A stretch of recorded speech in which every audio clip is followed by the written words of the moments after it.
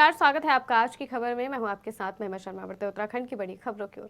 दिनेशपुर में विधायक अरविंद पांडे ने क्षेत्र में बढ़ते नशे के कारोबार के खिलाफ रोष जताया। रोष जताते हुए उन्होंने पैदल मार्च निकालने का ऐलान किया है। भाजपा नेता हिमांशु सरकार के आवास पर अरविंद पांडे ने क्षेत्र में नशे के बढ़ते कारोबार के बारे में बात करते हुए कहा कि युवा पीढ़ी नशे के दलदल में धंसती जा रही है। ये निरंतर अंतराल के में इसके प्रति जन जागरण को जागरूक करना है और घर घर जाकर के सबको अवगत कराना है कि भाई जो ये नशा है इस नशे से अपने बच्चों को बचाइए। और कहीं ना कहीं मेरा मानना ये है आज की इस नौजवान पीढ़ी में अगर थोड़ा बहुत भी अगर अभिभावक उनका ध्यान दें तो उसमें कुछ कमियां आ सकती हैं। और प्रशासन के माध्यम से और शासन प्रशासन और सरकार के माध्यम से भी हम ये अवगत कराना चाहते हैं कि भाई आप लोग भी इसमें कदम उठाइए।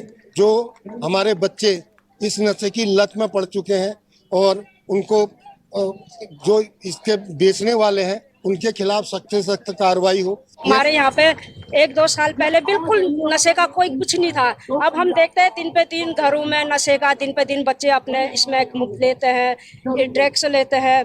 और हम चाहते हैं कि ये मतलब जड़ से खत्म हुए और सबके सब सहयोग करेंगे इसमें। और मैं ये भी मीडिया के माध्यम से सभी को ये कहती हूँ कि जो भी आज यहाँ पे भागीदारी नहीं है जिसकी, वो भाई बहनें भी इसका सहयोग करें और अपने देश, अपने गांव को, अपने घरों को बचाएं। हमारे यहाँ पे 1-2 साल सरकार अपना काम करती है, प्रत्येक महकमा अपना काम ईमानदारी से करता है, इसमें कोई दो राय नहीं। लेकिन जब समाज की जड़ों में कुछ अभिशाप पैदा हो जाते हैं, जैसे भ्रूण हत्या हो गई, दहेज हत्या हो गई, ऐसे चीज़ों के खिलाफ जब समाज खड़ा होता है तभी बदलाव आता है। मुझे ऐसा लगता है कि आज नशा ये गली गली मोहल्ले मोहल्ले पहुंच चुका है, तो इसके खिलाफ हमारी सरकार तो ईमानदारी से काम कर रही है, पुलिस भी अपना काम कर रही है, हमारे मीडिया के लोग भी ईमानदारी से काम कर रहे हैं। लेकिन मुझे ऐसा लगता है कि ये इतना बड़ा अभिशाप हो चुका है, इतना बड़ा समाज के लिए कलंक हो चुका है कि हमारे बच्चे नशे में लिप्त होकर अपराध में शामिल होते जा रहे हैं। तो एक जन जागृति के लिए, नई उम्र के बच्चों को मोटिवेट करने के लिए, उनको सही दिशा में लाने के लिए सरकार और पुलिस के साथ साथ आम जनता को भी कहीं ना कहीं बच्चों को संदेश। सितारगंज में अमरिया चौराहे पर राष्ट्रगान के साथ उत्तराखंड का सबसे ऊंचा 208 फीट ऊंचा तिरंगा फहराया गया। बता दें कि तिरंगा सितारगंज विधायक व कैबिनेट मंत्री सौरभ बहुगुणा ने फहराया। तिरंगे को लगाने में लगभग 38 लाख रुपए का खर्च आया है। साथ ही सितारगंज के अमरिया चौराहे का नाम तिरंगा चौराहा रखा गया है। इस आयोजन के दौरान भारी संख्या में क्षेत्रवासी मौजूद रहे। आज उत्तराखंड का सबसे ऊंचा तिरंगा ध्वज, हमारा देश का शान बान शान, आज हमारे तिरंगा चौक पर हमने लगाया है। 208 फुट का ऊंचा ये पूरा तिरंगा है और पूरे क्षेत्रवासियों को बधाई देता हूं। और आप सबके चैनल के माध्यम से मैं अपने आज उत्तराखंड के शहीदों को, अपने देश के शहीदों को, स्वतंत्र संग्राम सेनानियों को, हमारी जितनी भी फोर्सेज हैं, आर्म फोर्सेज, हमारी नेवल फोर्सेज, हमारी एयर फोर्स, हमारे पैरामिलिट्री फोर्स, पुलिस के दल, सबको मैं आज नमन करता हूं कि आज जिनकी वजह से हम आज़ाद भारत देश में सुरक्षित भी हैं और जिन्होंने इस देश को आज़ाद कराने में अपना पूर्ण योगदान दिया। ये झंडा हमको उसी के बारे में याद दिलाता है, हमारा प्रतीक है आज़ादी का। कि आज उत्तराखंड का सबसे हल्द्वानी में आज गुरुद्वारा साहब के लंगर हॉल में एक प्रेस कॉन्फ्रेंस का आयोजन किया गया। इस प्रेस कॉन्फ्रेंस का उद्देश्य गुरु नानक देव जी के प्रकाश पर्व की जानकारी साझा करना रहा,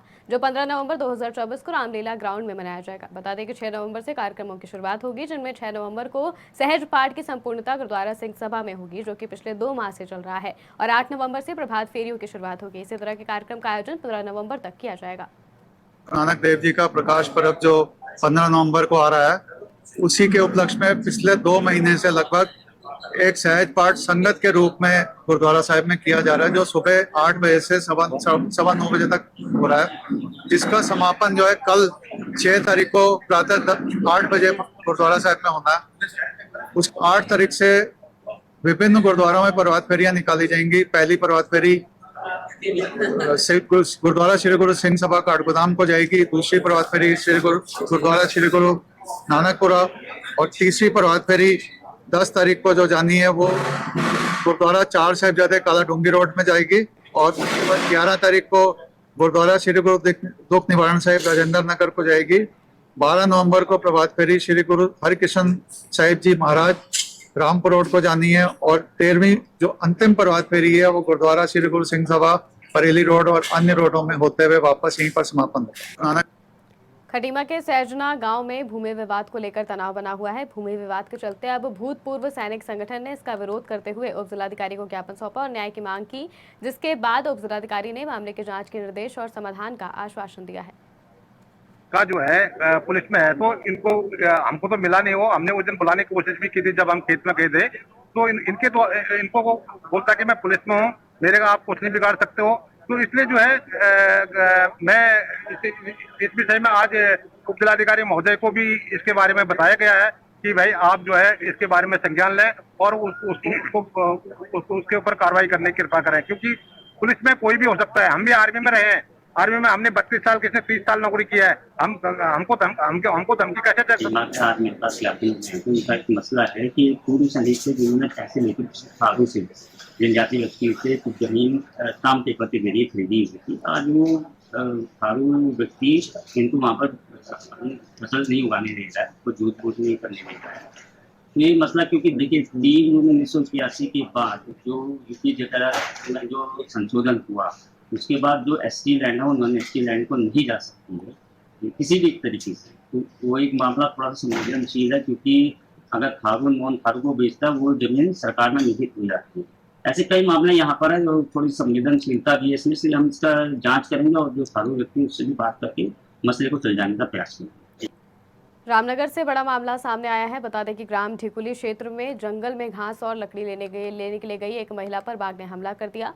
बाघ ने महिला पर अचानक हमला किया। हमला करने के बाद बाघ महिला को घसीटकर जंगल की तरफ ले गया। इस दौरान वन कर्मियों द्वारा हवाई फायरिंग भी की गई। घटना के करीब 1 घंटे की कड़ी मशक्कत के बाद लहूलुहान हालत में महिला का शव बरामद किया गया। घटना के बाद ग्रामीणों में दहशत का माहौल बना हुआ है।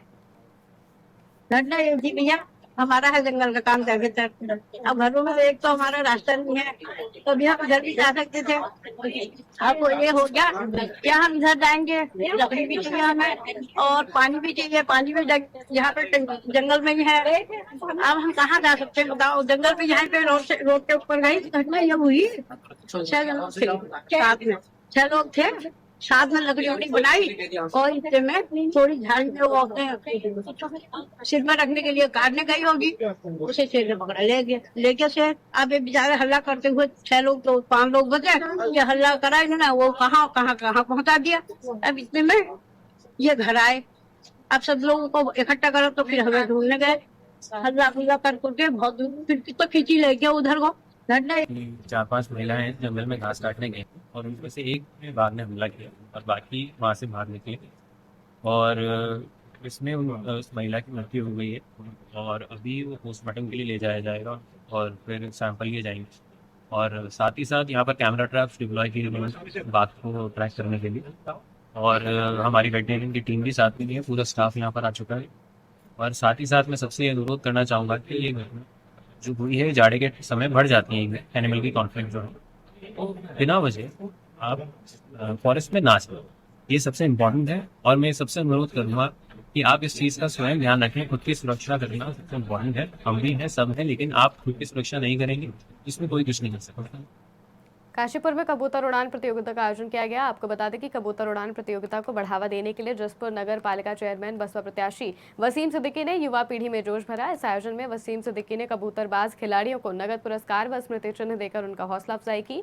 साथ ही युवाओं में नशे की बढ़ रही लत को खत्म करने के लिए समाज को जागरूक भी किया। पूर्वजों से चलती चली आ रही है ये जो उड़ान प्रतियोगिता है। हम ये जो हमारी पीढ़ी है ये नशे की तरफ ज़्यादा लुप्त हो रही है, तो अब हमने ये जो उड़ान की प्रतियोगिता है कबूतर जो कहते हैं जिसे कबूतर उड़ान प्रतियोगिता, हम ये चाहते हैं कि इस माध्यम से लोगों में जज्बा उड़ान कबूतरों का चल रहा है और हम इसे आगे बढ़ाना चाहते हैं, हमारी पीढ़ी इसे आगे बढ़ाना चाहती है। और नशे के खिलाफ हमने एक मुहिम इख्तियार की है कि नशा ज़्यादा हमारे युवाओं में ज़्यादा घूम रहा है, तो हमने ये जो प्रतियोगिता है इसे आगे बढ़ाया है। पूर्वजों से ये एक प्रतियोगिता कराते हैं हर नवंबर अक्टूबर में, जैसे कि यहाँ काशीपुर और जसपुर और मुरादाबाद के एरिया में पूरे में बहुत अच्छी प्रतियोगिता होती है। एक कमेटी के चयन किया जाता है जिसमें कि सब लोग उसमें प्रतिभागी करते हैं। और ये एक हमारी जसपुर से ही प्रतियोगिता हुई थी जिसमें फर्स्ट, सेकंड, थर्ड ये 3 प्राइज वितरण हुए हैं। आज बहुत अच्छा लगा। ये कि कमेटी क्या है, ये मिलके ही 4-5 लोग हर बार काशीपुर में भी, जसपुर में भी और मुरादाबाद के अंदर भी सब ये कमेटी बनाते हैं और अपना शौक बच्चों का करते हैं। ना ही देश और दुनिया की तमाम खबरों के लिए देखते रहिए आज की खबर।